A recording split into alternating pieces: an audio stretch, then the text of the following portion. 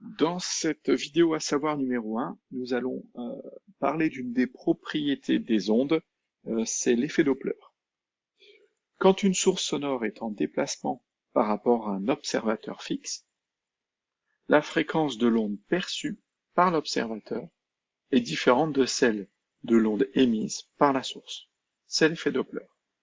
Donc un exemple très simple, c'est un camion en mouvement. Vous êtes donc un observateur fixe, vous êtes arrêté, et il y a un camion de pompiers qui s'approche de vous.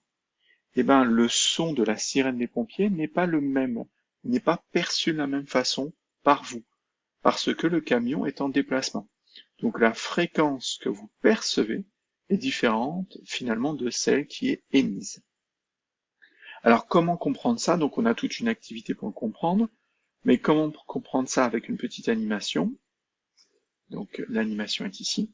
Donc on va lancer, donc on a un micro qui va représenter l'observateur fixe, et là on va avoir la source émise.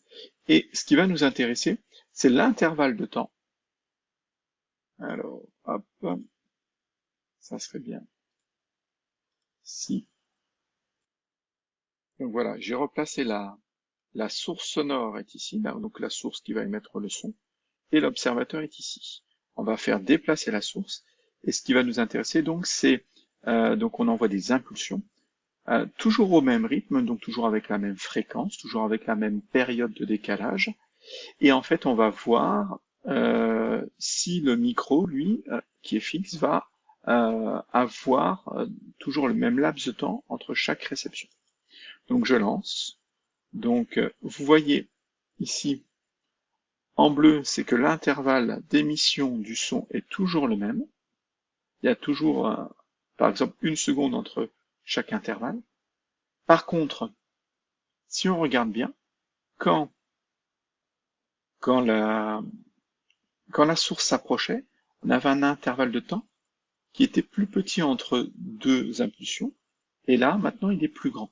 Donc on a bien un intervalle de temps qui est soit plus petit, soit plus grand. Donc on va avoir une période soit plus petite, soit plus grande, donc une fréquence soit plus petite, soit plus grande, donc des sons soit plus graves, soit plus aigus, suivant si la source se rapproche ou s'éloigne. Donc c'est ça l'effet Doppler.